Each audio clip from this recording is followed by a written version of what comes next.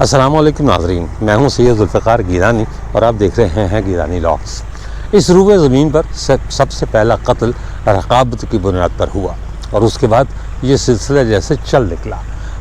حضرت آدم کے دو بیٹوں کے درمیان ایک لڑکی پر تنازع ہوا، وہ محبت کا تنازع تھا یا جو ہے وہ رقابت کا نتیجہ، لیکن بہرحال یہ لکھا گیا کہ دنیا میں سب سے پہلا قتل حضرت آدم کی اولاد میں سے ہوا، اور پھر وہ نتیجہ ہم آج تک بھگت رہے ہیں کہ زن، زر اور زمین کے پیچھے قتل و غارت گری بھی ہوتی ہے، لوگوں کو مارا بھی جاتا ہے اور ان کے حقوق بھی غصب کیے جاتے ہیں۔ 12ویں 13ویں صدی قبل مسیح یعنی حضرت عیسیٰ علیہ السلام کی پیدائش سے 1200 یا 1300 سال پہلے ایک جنگ لڑی گئی جس کا نام تھا جنگ ٹروجن۔ جنگ ٹروجن بھی ایک عورت کی وجہ سے لڑی گئی۔ یونان اس زمانے میں کئی ریاستوں میں تقسیم تھا، جن میں سے ایک ریاست کا نام تھا اسپارٹا۔ اسپارٹا کی جو ریاست تھی اس کی ملکہ ہیلن، کہتے ہیں بہت خوبصورت عورت تھی، بلکہ یہاں تک کہا گیا ہے کہ وہ اس دور کی خوبصورت ترین لڑکی تھی۔ دوسری طرف ایک ترکی کا قدیم شہر ہے ٹرائے۔ اب تو خیر وہ کہتے ہیں جی کہ 7 دفعہ آباد ہوا، 7 دفعہ اجڑا اور 7 اس کی تہیں جو ہے وہ برآمد ہو چکی ہیں۔ اس شہزادے کا نام تھا پیرس۔ ہیلن اور پیرس جب ایک دوسرے سے ملے تو انہیں محبت ہو گئی۔ ہیلن شادی شدہ تھی، اس کا شوہر جو ہے وہ اسپارٹا کا بادشاہ تھا اور اس کا نام تھا مینیلیوس۔ کہتے ہیں کہ پیرس جو ہے یعنی شہزادہ پیرس کسی نہ کسی طرح ہیلن کو بھگا کر ٹرائے لے آیا۔ مینیلیوس نے اسے ظاہر بات ہے اپنی عزت کے خلاف سمجھا۔ اس نے یونان کی تمام ریاستوں کو جمع کیا اور اسے کہا کہ جی میری بیوی کو شہزادہ پیرس اٹھا کر لے گیا ہے، لہذا اسے لانا یہ غیرت کی بات ہے، اور وہ چونکہ یونانی نسل ہے لہذا اسے لانا ہم سب یونانیوں کی مشترکہ ذمہ داری ہے۔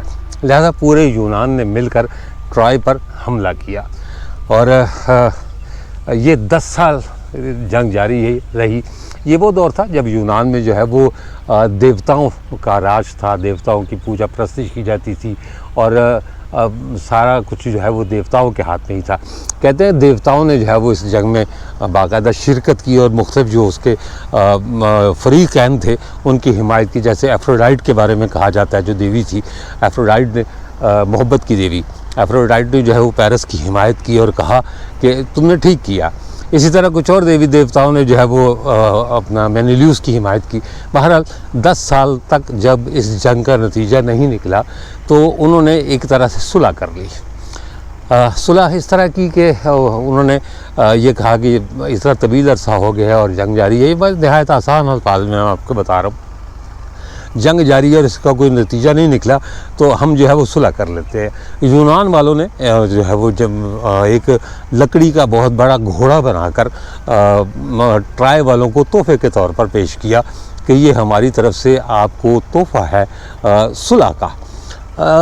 دن کے وقت تو وہ گھوڑا تھا، ظاہر لکڑی کا بہت بڑا گھوڑا بنا ہوا تھا، لیکن اس میں فوجی چھپے ہوئے تھے۔ رات جب ہوئی تو وہ ایک میدان میں کھڑا کر دیا گیا، ٹرائے کے میدان میں۔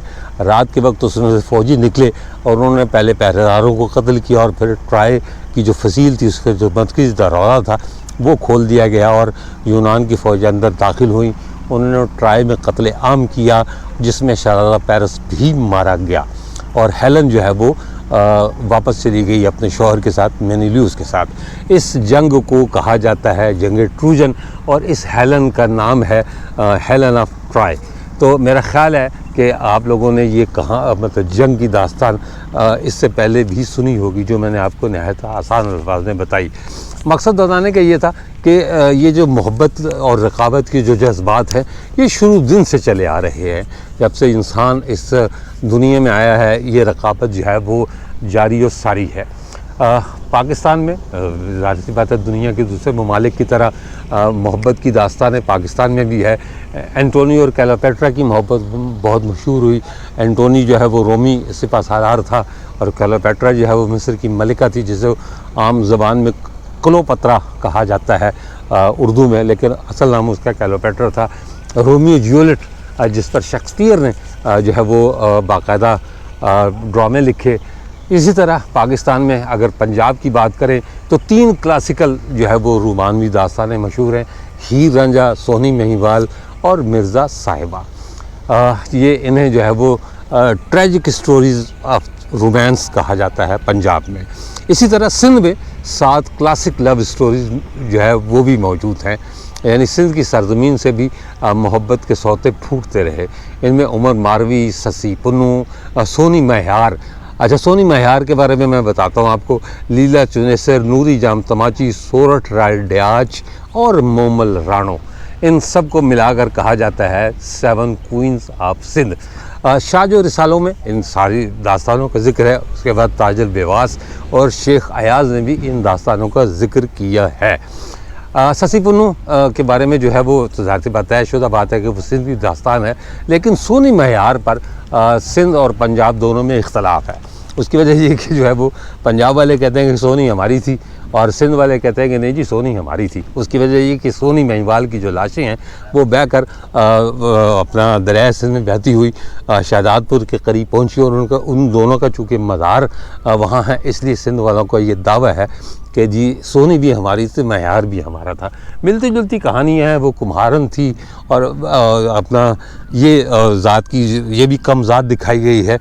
ان میں جو 7ویں ملکہ ہے، مطلب 7 کوئنز آف لو کہہ لیں، سندھ کہہ لیں، میں آج اس ملکہ یعنی مومل کی جو ہے وہ ماڑی پر آیا ہوں۔ یہاں کبھی اس کا محل ہوا کرتا تھا، یہ جو آپ کو جھاڑیاں نظر آ رہی ہیں۔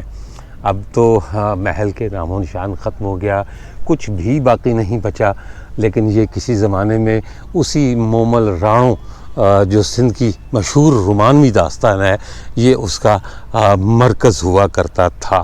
مومل جی ماڑی کے قدیم آثار گھوٹکی کے قصبے سے 11 کلومیٹر مشرقی طرف جروار روڈ پر واقع ہیں۔ یہ ماڑی 15 ایکڑ رقبے پر پھیلی ہوئی ہے اور پہاڑی تودوں پر واقع ہے۔ ان تودوں کے 12 ایکڑ رقبے پر کبھی پکی اینٹوں کے مکانات اور جھگیوں پر مشتمل گاؤں ہوا کرتا تھا، جبکہ جنوب مغربی سمت میں باقی 3 ایکڑ رقبہ غیر آباد تھا۔ یہ حصہ آج بھی غیر آباد ہے۔ اس غیر آباد حصے سے متعلق 2 مالائی قصے اور کہانیاں مشہور ہیں۔ اس کے بارے میں قیاس کیا جاتا ہے کہ یہاں کسی دور میں مومل کا محل واقع تھا۔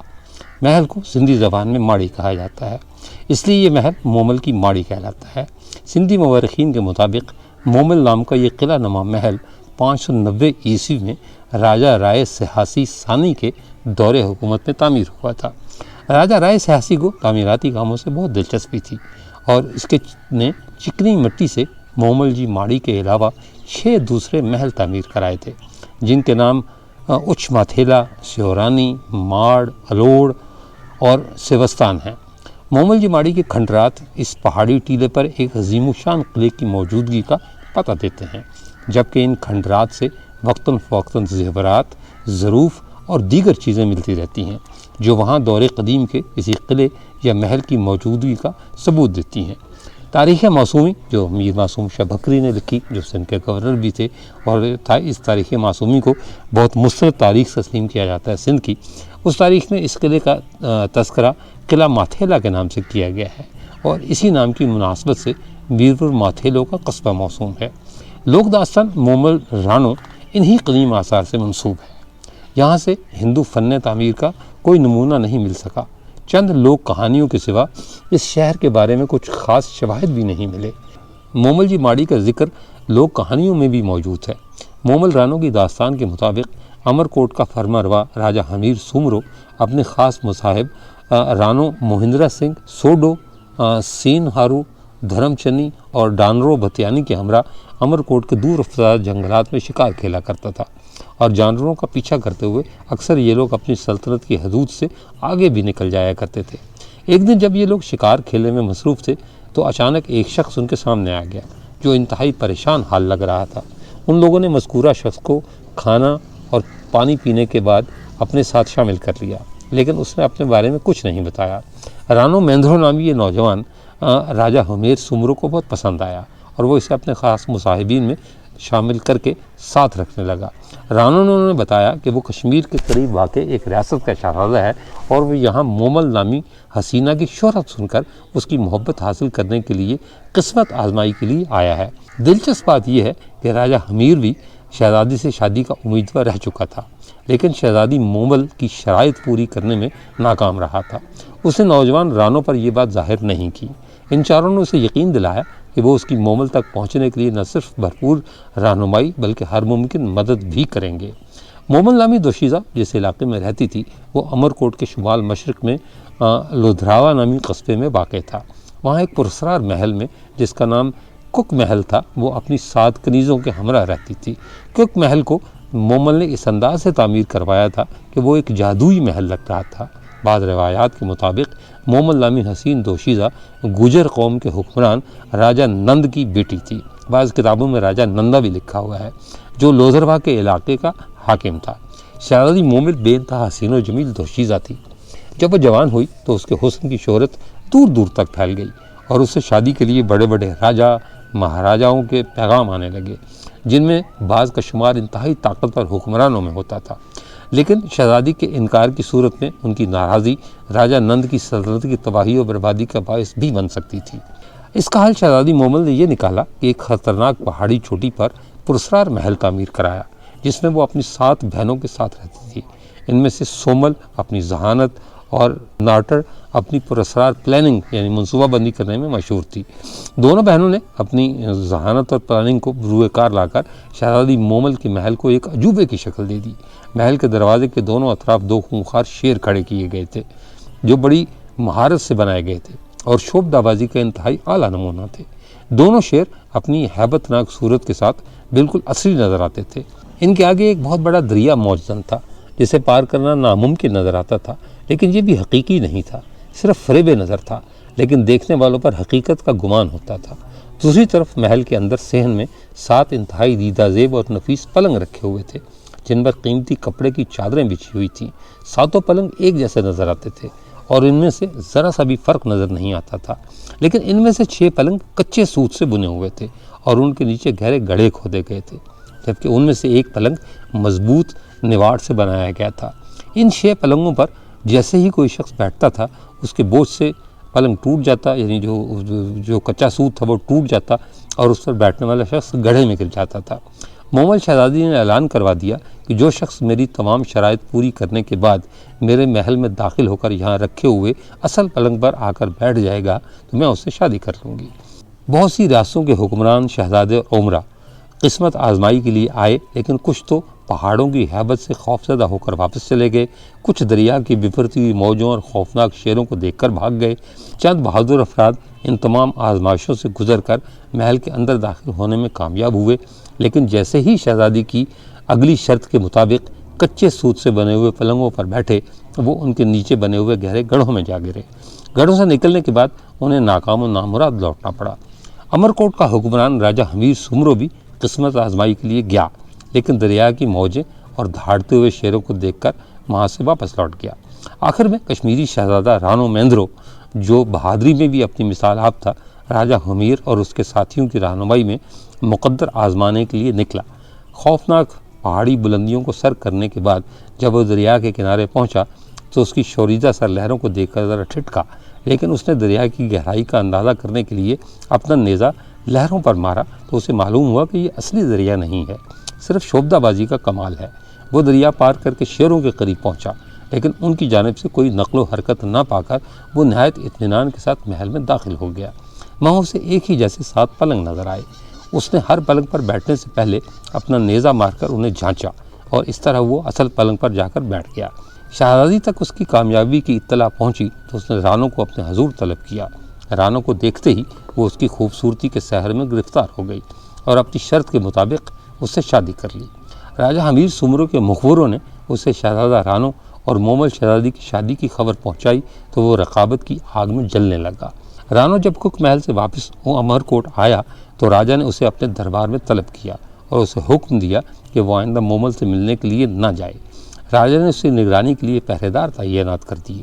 رانو راجہ کی طرف سے لگائی جانے والی پابندیوں سے بہت پریشان تھا اور مومل کی یاد میں تڑپتا رہتا تھا۔ جبکہ مومل کی بھی یہی کیفیت تھی۔ ایک روز شام کے وقت اپنا کام نمٹا کر وہ اپنے کمرے میں آیا اور جب اندھیرا گہرا ہو گیا تو پہرے داروں کی نگاہوں سے بچ کر پچھلے دروازے سے نکل کر وہ اپنے تیز رفتار اونٹ پر بیٹھ کر لودھروا کی طرف روانہ ہو گیا۔ وہاں ساری رات وہ کک محل میں مومل کے ساتھ رہا۔ جب شب کا آخری پہر باقی رہ گیا تو وہ مومل کو الوداع کہہ کر امرکوٹ واپس آ گیا۔ لودھروا اور امرکوٹ کے درمیان طویل فاصلہ تھا، لیکن رانو کا اب روز کا معمول بن گیا کہ وہ پہرے داروں کی نگاہوں سے بچ کر عقبی راستے سے باہر نکلتا اور طویل سفر طے کرتا ہوا مومل کے پاس پہنچ جاتا اور صبح امرکوٹ واپس آ کر راجہ حمیر کے دربار میں امور سلطنت نمٹاتا۔ ایک روز راجہ کے جاسوسوں نے اسے لودھروا کی جانب جاتے ہوئے دیکھ لیا۔ انہوں نے راجہ حمیر کو اطلاع دی۔ راجہ حمیر رانو کے گھر پر آ کر اس کی واپسی کا انتظار کرتا رہا۔ صبح جیسے ہی رانو مومل سے مل کر واپس آیا، راجہ کے حکم پر اسے گرفتار کر کے نظر بند کر دیا گیا۔ کچھ دنوں تک رانو قید میں رہا۔ پھر راجہ کو رانو کے ساتھ اپنی دوستی کے خوشگوار لمحات یاد آئے، جس سے اس کا دل پسیجنے لگا اور اس نے رانو کی رہائی کا حکم دے دیا۔ رہائی کے بعد اس نے رانو سے وعدہ لیا کہ وہ آئندہ مومل سے ملاقات کے لیے کک محل نہیں جائے گا۔ رانو نے کچھ عرصے تک تو راجہ کے ساتھ کیے گئے وعدے کی پاسداری کی، لیکن مومل کی محبت نے پھر اسے لودھروا جانے پر مجبور کر دیا اور وہ اس سے چوری چھپے دوبارہ ملنے لگا۔ ایک مرتبہ رانو معینہ وقت پر شہزادی مومل سے ملنے کے لیے کک محل نہیں پہنچ سکا، جس کی وجہ سے مومل اس کے فراق میں تڑپتی رہی۔ مومل نے اپنے محبوب کا بہت انتظار کیا، پھر اپنے دل کو تسلی دینے کی خاطر اپنی بہن سومل کو مردانہ لباس پہنا کر اپنے پاس رانو کی جگہ لٹا لیا۔ رات کے کسی پہر فرصت ملتے ہی رانو وہاں پہنچ گیا تو اس نے دیکھا کہ مومل کے ساتھ کوئی اجنبی شخص سو رہا ہے۔ اندھیرے کی وجہ سے اسے سومل کا چہرہ نظر نہیں آیا۔ اس نے بجائے مومل کو جگا کر اس بارے میں باز پس کرنے کے اس کی طرف سے بدگمان ہو کر وہاں سے چلا گیا، لیکن جاتے وقت اپنی چھڑی مومل کے سرہانے چھوڑ گیا۔ صبح جب مومل نیند سے بیدار ہوئی تو اس نے اپنے سرہانے رانو کی چھڑی رکھی ہوئی دیکھی۔ وہ سمجھ گئی کہ رانو اسے ملنے آیا تھا، لیکن مومل کو اس کے ساتھ محو خواب دیکھ کر بدگمانی میں مبتلا ہو کر واپس چلا گیا، لیکن اپنی آمد کی نشانی کے طور پر اپنی چھڑی چھوڑ گیا ہے۔ رانو اس کے بعد کئی روز تک اس سے ملنے نہیں آیا اور مومل اس کے فراق میں تڑپتی رہی۔ آخر رانو کی محبت سے مجبور ہو کر مومل نے مردانہ لباس پہنا اور ایک اونٹ پر سوار ہو کر امرکوٹ پہنچ گئی۔ وہاں ایک سرائے میں ٹھہر کر وہ کئی دنوں تک رانو کو تلاش کرتی رہی۔ ایک جگہ وہ اسے نظر آ گیا۔ مومل نے اسے آواز دی۔ مسلسل گریہ زاری کی وجہ سے مومل کی آواز خاصی بھررائی ہوئی تھی۔ رانو اس کی آواز نہیں پہچان سکا، لیکن وہ اسے کوئی اجنبی مرد سمجھ کر اس کے قریب آیا۔ قریب آنے پر جب مومل نے اسے اپنے چہرہ دکھایا تو وہ نفرت سے منہ موڑ کر واپس جانے لگا۔ رانو اس کے قدموں سے لپٹ گئی اور اسے یقین دلانے کی کوشش کی کہ جو کچھ اس نے کک محل میں دیکھا وہ محض اس کی غلط فہمی تھی۔ اس کے ساتھ اس کی بہن سومل سو رہی تھی۔ مومل نے رانو سے اپنی اس غلطی کی معافی بھی مانگی، لیکن رانو مومل سے اس حد تک بدگمان ہو چکا تھا کہ رانو کی آہوزاری دیکھ کر بھی اس کا دل نہیں پسیجا۔ مومل کی رانو کو ماننے کی ہر کوشش رائے گاں ہو گئی تو اس نے دل برداشتہ ہو کر قریب ہی آگ کے جلتے ہوئے اغاؤ میں چھلانگ لگا کر خودکشی کر لی۔ مومل کے مرنے کے بعد رانو کو اس کی محبت کی سچائی کا یقین آیا تو اس نے بھی اسی الاؤ میں کود کر اپنی جان دے دی۔ تاریخ کے صفحات میں مومل اور رانو کی محبت کی داستان ہمیشہ کے لیے امر ہو گئی۔ شاہ عبداللطیف بھٹائی نے شاہ جو رسالوں میں اس کا تذکرہ شاعرانہ انداز میں کیا ہے، جس کی وجہ سے مومل رانو کی کہانی سندھ کے بچے بچے کی زبان پر عام ہے۔ آثار قدیمہ کے ماہرین کے مطابق کک محل لودھروا کے قریب گھوٹکی کے گاؤں میں پہاڑی ٹیلوں پر واقع تھا۔ مومل رانو کے مرنے کے بعد اس کا نام مومل رانو کی ماڑی پڑ گیا، جو آج مومل کی ماڑی کے نام سے معروف ہے۔ مومل کا وہ پراسرار محل تو ختم ہو گیا، جس میں اس نے بہت سی ایسی چیزیں پوشیدہ کی ہوئی تھی کہ شرط کوئی جیت نہیں پاتا تھا۔ کہیں کچے سوت کے پلنگ تھے اور کہیں شیر جو نقلی تھے، لیکن وہ اس طرح بنائے گئے تھے شعبدہ بازی کے ذریعے کہ وہ اصلی محسوس ہوتے تھے، وہ دھاڑتے تھے۔ دریا تھا، وہ سارا کچھ تو نہیں رہا، لیکن یہ ایک ٹیلا باقی بچ گیا ہے اس ماڑی کی یاد میں۔ کہتے ہیں یہ کوئی 10 ایکڑ کے لگ بھگ رقبہ تھا، جس میں 3 ایکڑ کی یہ ماڑی ہے۔ سندھی میں ماڑی محل کو کہتے ہیں۔ یہ جو ہے وہ 3 ایکڑ پر یہ محل تھا۔ یہ اس کی اینٹیں جو ہے وہ آپ کو نظر آ رہی ہوں گی، اور یہ صرف مٹی کے ٹیلے ہیں، اوپر چل رہے ہیں، اور آپ کو جو ہے وہ جہاں تک ممکن ہو سکتا ہے دکھاتے ہیں کہ سندھ کی جو 7 ملکائیں کہلواتی ہیں، ان میں مومل رانو کا ذکر بھی موجود ہے۔ محبت کی ملکہ آپ اسے کہہ سکتے ہیں، کہ محبت کی ملکہ کبھی یہاں رہا کرتی تھی. میرا خیال ہے کہ آثار قدیمہ والوں نے شاید یہاں سیڑھیاں بنوائی ہیں. یہ بھی میں شاید کا لفظ استعمال کر رہا ہوں کیونکہ مجھے پتہ نہیں ہے کہ یہ سیڑھیاں بنوائی کس محکمے نے ہیں. اگر اوپر جانے کے لیے سیڑھیاں موجود ہیں اور اوپر سوائے یا وہ جیسے ایک ٹیلے پر ہوتا ہے چٹیل میدان کے سوا کچھ بھی نہیں ہے. کچھ جھاڑیاں ہیں اور کچھ یہ چٹیل میدان ہے.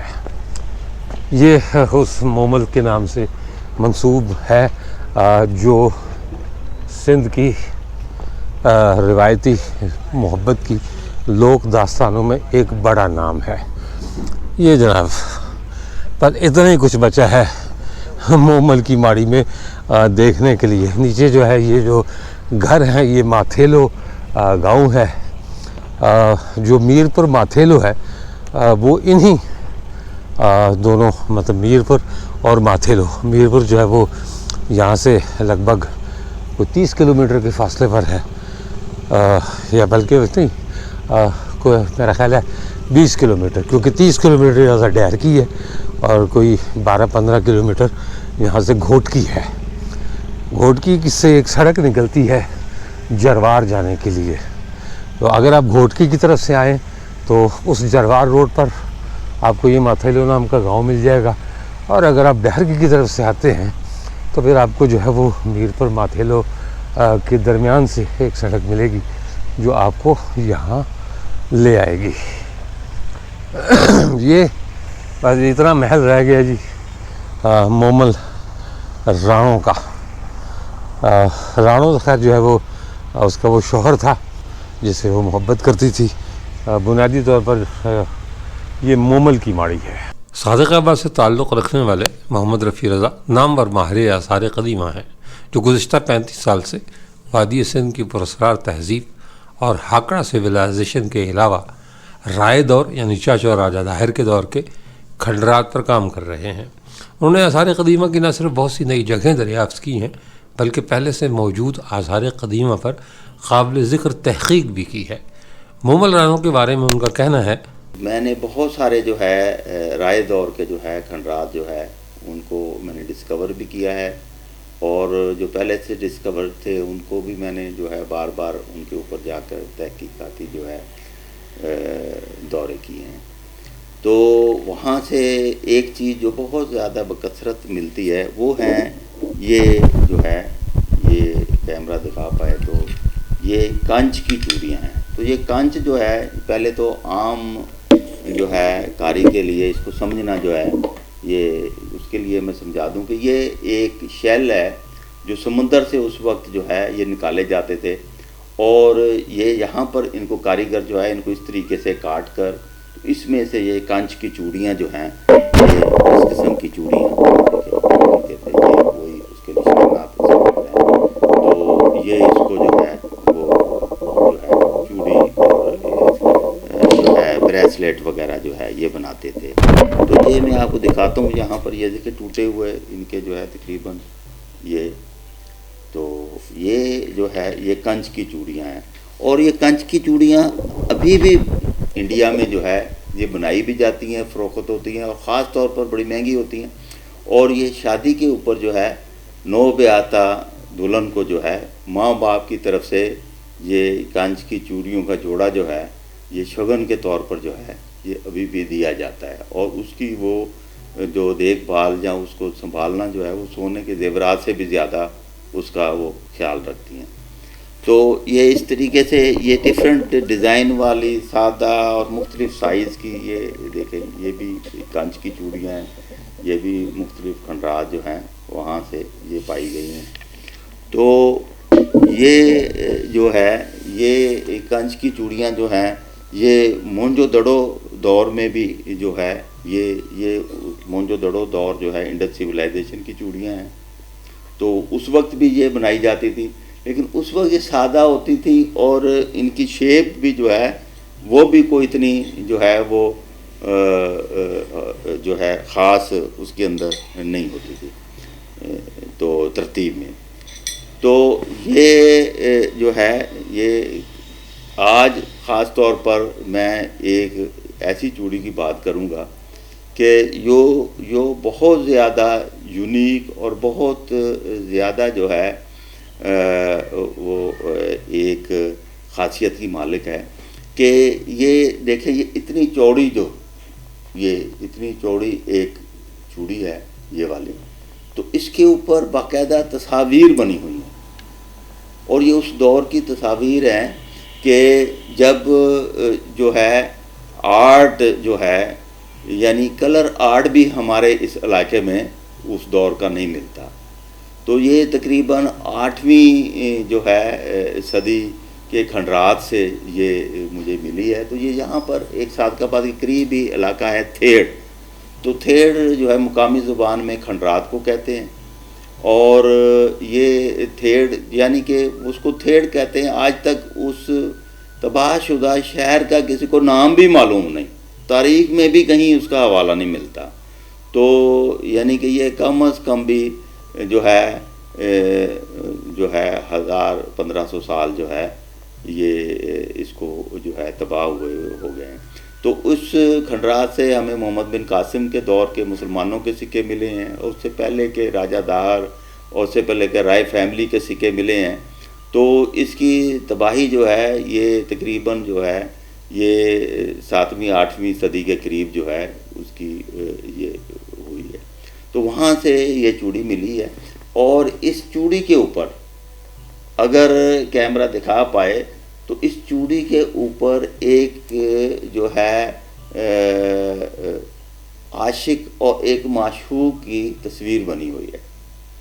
اور چونکہ اس علاقے میں یہ جو ہے رومانوی داستان مومل رانوں کے جو ہے چرچے بہت پرانے ہیں، اور ایک حوالہ جو ہے بہاولپور گزیٹیئر میں بھی ملتا ہے کہ انگریز دور میں جو ہے یہ 1908 کا جو گزیٹیئر ہے اس کے اندر یہ جو ہے چیز واضح طور پر لکھی ہوئی ہے کہ جو رانا مہندرا وہ اس کا تعلق جو ہے سرواہی سے تھا. اور یہ سرواہی اور جس کھنڈرات کی میں بات کر رہا ہوں ان کے درمیان میں کوئی 3 کلومیٹر کا فرق ہے، یعنی کہ اس کے بہت قریب ہی ہے. تو سرواہی ایک علاقہ ہوتا تھا، وہاں پر ایک قلعہ تھا، ایک مرکز تھا.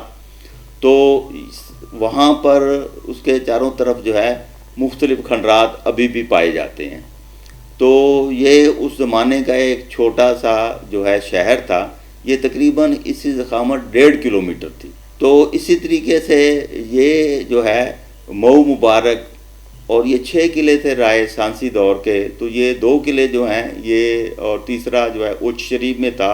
3 قلعے جو ہے یہ ریاست بہاولپور میں آتے تھے، اور چوتھا بالکل اس کے بارڈر کے اوپر تھا، یعنی کہ میرپور ماتھیلو، اس کو ماتھیلی کہتے ہیں. اور وہاں پر کہا جاتا ہے کہ مومل کی ماڑی وہاں پر تھی، اور رانا مہندرا یہاں سے جو ہے رات کو ملنے کے لیے اونٹنی کے، تیز ترار اونٹنی کے اوپر وہاں پر جاتا تھا.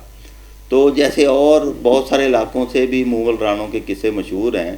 تو اگر ڈسٹنس کو دیکھا جائے تو بات سمجھ میں آتی ہے کہ یہاں سے رانا مہندرا جو ہے وہ اونٹنی کے اوپر جا کر تو صبح کو وہاں سے واپس اپنے اسٹیٹ میں واپس آ سکتا تھا. تو یہ جو ہے ان کی اینٹیں جو ہیں، اب یہ جو علاقہ تھیڑ ہے تو اس کی اینٹیں جو ہیں، اور جو مومل کی ماڑی ہے اس کی جو اینٹیں ہیں، یا جو ماتھیلی کا قلعہ ہے اس کی اینٹیں، یہ ایک ہی سائز اور ایک ہی وضع قطع کی ہیں. اس سے بھی پتہ چلتا ہے کہ یہ دونوں جگہیں جو ہیں وہ ایک ہی دور کی تھی. تو یہ چوڑی کے اوپر جو نقش و نگار بنے ہوئے ہیں، جو ایک جو ہے خاتون کی جو تصویر بنی ہوئی ہے، اور ایک جو ہے اس کے محبوب کی تصویر بنی ہوئی ہے، اور باقاعدہ اس کو اگر زوم کر کے دیکھا جائے تو باقاعدہ پتہ چلتا ہے کہ ہاں اس کے اندر باقاعدہ ایک جو آرٹسٹ ہے اس نے ایک عاشق اور ایک معشوق جو ہے اس کو ہی پینٹ کیا ہوا. تو وہ اس دور میں یہ تصویر اور یہ ٹیکنیک، یعنی کہ یہ اگر کہا جائے کہ ورلڈ میں یہ اونلی ون کانچ کی ایک ایسی نایاب چوڑی ہے کہ جس کے اوپر جو ہے بہت ہی یعنی اس کو بہت بڑا کر کے دیکھنا پڑتا ہے، بڑا چھوٹا سا اس کے اوپر اتنا بنا ہوا ہے، اور اس کے نقوش اور اس کا جو ہے کہہ لیں کہ جو دونوں کریکٹر بنے ہوئے ہیں ان کے اندر بڑا واضح طور پر جو ہے آرٹسٹ نے بھرپور طریقے سے ان کو پیش کیا ہے کہ اس میں مومل اور رانا جو ہے وہ اس کے اندر باقاعدہ طور پر جو ہے وہ نظر آتے ہیں.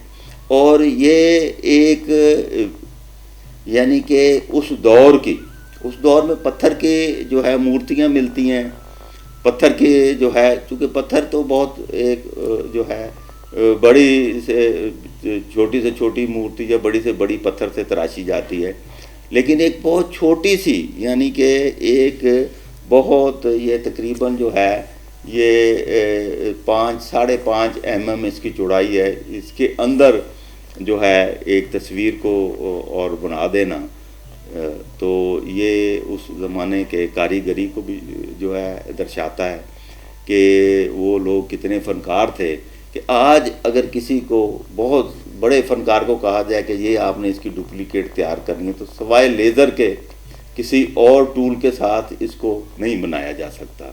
تو یہ ایک بڑا لازوال اور فن پارہ بھی ہے. اور پھر اس کا تعلق، اس کی اہمیت پر اگر میں بات کروں تو یہ دیکھیں کہ یہ چوڑی جو ہے اس کی اہمیت یہ ہے کہ یہ ٹوٹنے کے بعد اس کے اندر اس کے اندر سوراخ کیا گیا ادھر سے، اور سوراخ کرنے کے بعد جو ہے یہ جس کو گفٹ کی گئی تھی اس نے اس کو اپنے گلے میں ڈالا ہے، یعنی چوڑی ٹوٹ گئی کسی وجہ سے تو اس کے اندر سوراخ کر کے اس نے پھر اس کو اپنے گلے میں لٹکائے رکھا ہے. تو یہ بھی اس کی اہمیت کو جو ہے اس وقت بھی یعنی کہ اس کی اہمیت تھی کہ اس کے اندر پھر سوراخ کر کے اور اس کو استعمال کیا گیا ہار کے طور پر. تو یہ جو ہے کنچ کی چوڑیاں جو ہے ان کے بہت سارے ڈیزائن ہوتے تھے، جیسے یہ دیکھیں اس کے اندر ڈفرنٹ، اور اس طریقے سے یہ ان کے اوپر بھی نقش و نگار بنے ہوئے ہیں. تو یہ مختلف نقش و نگار اور مختلف جیومیٹرک پیٹرن جو ہے یہ ان کے اوپر بنائے جاتے تھے. اور یہ آج بھی یہ روایت جو ہے ہمارے تھر کے علاقے کے اور ہمارے روئے کے علاقے کی جو خواتین ہیں وہ یہ بہت سارے بازو کے اوپر اور یہاں پر سارے بچپن سے ہی ان کو یہ چوڑیاں پہنائی جاتی ہیں. اور یہ چوڑیاں اس لیے بھی یہ یہاں پر پہنے کہ یہ بہت زیادہ گرمیوں میں جو ہے ریگستان تپ جاتے ہیں، تو بازوؤں کو ٹھنڈا رکھنے کے لیے یہ سفید چوڑیاں، اب تو پلاسٹک کی جو ہے وہ پہنتے ہیں، تو کسی دور میں یہ ہاتھی دانت کی بھی جو ہے جیسے مونجو دڑو اور جتنے بھی انڈس سویلائزیشن سائٹس ہیں وہاں سے کچھ ایسی چوڑیاں بھی ملی ہیں کہ جو ہے ان سے پتہ چلتا ہے کہ وہ ہاتھی دانت سے بنائی گئی تھی. تو یہ کنچ کی چوڑیاں جو ہے ان کی جو ایک پریزنس ہے تو یہ بہت پرانی ہے، یعنی کہ یہ آج سے تقریباً 2,500-3 ہزار قبل مسیح سے ان کا استعمال مطلب کہ ہوتا آیا ہے. اور یہ اس کو بڑی صفائی سے کاٹ کے اندر سے صاف کر کے اور ان کے گول، اور پھر یہ ایسے ہوتا تھا کہ اس سے بچوں کی چوڑیاں بھی بنتی تھی درمیانے، ہر سائز کی ایک جو ہے وہ گھونگا جو ہے اس میں سے ڈفرنٹ جو ہے اس میں سے کاٹ کے تو ڈفرنٹ، یہ نسبتاً بہت چھوٹا گھونگا ہے. چوڑی والے گھونگے بہت بڑے بڑے ہوتے تھے اور وہ سمندر سے لوگ نکالتے تھے، ان کا یہ پیشہ تھا. اور وہ یہ گھونگے جو ہے یہاں پر جو چوڑیاں تیار کرنے والے جو کاریگر ہیں ان کو یہ سپلائی کرتے تھے. تو یہ جو ہے یہ بڑی ہی جو ہے ہمارے علاقے سے اس کا ملنا، اور خاص طور پر اس کا جو ہے اس ہماری لوک داستانوں میں بھی اس کا ذکر ملتا ہے، ہمارے گزیٹیئر میں بھی اس کا ذکر ملتا ہے. اور پھر اس کا یہ ایک نادر پروف بھی جو ہے یہاں سے ہمیں ملا ہے، یہ تقریباً آج سے 15 سال پہلے مجھے ملا تھا. اور یہ چیز جو ہے یہ بہت ہی نایاب جو ہے یہ اس زمانے کی پینٹنگ ہے، ایک منیچر پینٹنگ ہے.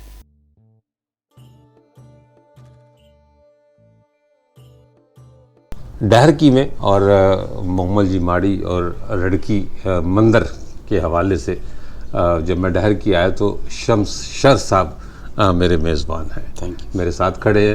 اور سب سے بڑی بات یہ کہ انہوں نے सिंधी रवायत और सकाफ़त के मुताबिक मुझे अजरक का तोहफ़ा भी दिया। ये भी आपकी नवाज़िश। सरकार आपका बहुत शुक्रिया। शम्स भाई, क्या सूरत हाल है आपके इलाके की? सर अगर सिंध पे बात की जाए तो आप सिंध सारा घूम कर आए हैं। हाँ जी, जैसे हमारे तारीख़ी मकानात हैं और तारीख़ी तफरी गाहें बनी हुई हैं, जैसे मूमल की माड़ी अभी जाने का आपका तैयार हैं। जी जी। और राड़की मंदिर है जो तारीख अपनी तारीख रखता है। इस पे कितने चैनल्स और यूट्यूब चैनल्स वाले अभी काम कर रहे हैं। ये तारीख़ी है, इंसान को यानी कि सदियों पुराने जो बहुत हो गए उनको ज़िंदा करने वाली ये तारीख़ें हैं। जैसे आप मोहनजोदड़ो से आए हैं, होके आए हैं, सक्खर से आए हैं, मौसम शाह का मीनारा, ये तारीख़ याद दिलाती है ताकि हता हमसे पहले भी लोग रहते थे और हम भी रह रहे हैं। वो अभी उनके हाथ की बनाई हुई चीज़ें अब भी ज़िंदा हैं, हमारी मसनूयात की तरह बनी हुई चीज़ें की कोई माना नहीं, उनकी कोई माना नहीं। अच्छा, एक छोटी सी बात मुझे बताएं, कल में और आज में क्या फ़र्क लगता है? कल रंगीन था बगैर कलर के, आज सारे कलर मौजूद हैं फिर भी फीका सा माहौल लग रहा है। फीका माहौल लग रहा है। चले, खुश रहें, सलामत रहें, और इंशाल्लाह ताला दोबारा जब भी कभी डहर की आना हुआ या इस तरफ आना हुआ तो भाई हाजिर। आपका वादा है कि यहीं आना है इंशाल्लाह ताला। बहुत शुक्रिया, बहुत शुक्रिया। खुश रहें, सलामत रहें। थैंक यू, बहुत शुक्रिया। मोहब्बत के बारे में कहते हैं कि ये बहुत अजीब सा जज्बा है। किसी ने पूछा मोहब्बत की इंतहा क्या है, जवाब मिला नफ़रत। और उसके बाद दूसरा सवाल किया गया कि नफ़रत की इंतहा क्या है, जवाब मिला मोहब्बत। तो इसका मतलब है कि मोहब्बत और नफ़रत में एक अज़ली और बुनियादी रिश्ता मौजूद है। लेकिन इन दोनों चीज़ों के दरमियान एक और भी शय मौजूद है जिसे हम कहते हैं बदगुमानी, हसद, रक़ाबत। जब मोहब्बत हो तो ये सारे जज्बे उस मतलब शख्सियत में सिमट आते हैं। मोमल राणो की कहानी जैसी भी है, असल है या फ़र्ज़ी दास्तान है या कोई मॉरल स्टोरी है, मोमल का वजूद था या नहीं था, राणो मेंद्रो था या नहीं था, ये एक अलग बात है। लेकिन इस कहानी से एक सबक हमें ज़रूर मिलता है कि बदगुमानी जो मज़बूत तरीन रिश्ते हैं उनको भी खा जाती है, क्योंकि मोहब्बत के रिश्ते से मज़बूत रिश्ता इस दुनिया में और है कोई नहीं। वो माँ बेटे की मोहब्बत हो, आशिक माशूक की मोहब्बत हो, बाप बेटे की मोहब्बत हो, या जिस तरह की भी मोहब्बत हो, उससे मज़बूत रिश्ता इस दुनिया में है कोई नहीं। लेकिन अगर इस रिश्ते में बदगुमानी आ जाए तो फिर ये सब कुछ ख़त्म हो जाता है। मोमल के साथ भी यही हुआ और राणो के साथ भी यही हुआ कि जब राणो ने मोमल की बहन सोमल को उसी की चारपाई पर मर्दाना लिबास में सोते देखा तो वो बदगुमान हो गया। और वो इस हद तक बदगुमान हुआ कि लाख यकीन दहानियाँ करवाने के बावजूद भी, यानी अपना मोमल की तरफ से राणो को यकीन नहीं आया कि मेरी महबूबा पाकबाज औरत थी या है, बल्कि उस वक्त तो वो उसकी बीवी बन चुकी थी। तो वो बदगुमानी ने कोई ऐसे पंजे गाड़े कि उसने मोमल की किसी बात पर यकीन नहीं किया और बिल आखिर उसने आग जलवा कर और में कूद कर ख़ुदकुशी कर ली और बाद में फिर राणो ने भी उसकी पैरवी की। तो इससे जो सबक हमें मिलता है, रिश्ता कोई भी बनाए, मोहब्बत का हो, दोस्ती का हो, उसमें अगर जब तक आपको एतमाद है तो वो रिश्ता चलेगा। जब आपका एतमाद ख़त्म हो जाता है तो फिर वो रिश्ता उसी तरह टूट जाता है या आग में जलकर राख हो जाता है जैसे मोमल राणो दोनों जलकर राख हो गए। इसके साथ ही इजाज़त दीजिए, इंशाअल्लाह ताला अगले व्लॉग में दोबारा मुलाकात होगी। तब तक के लिए अल्लाह हाफ़िज़।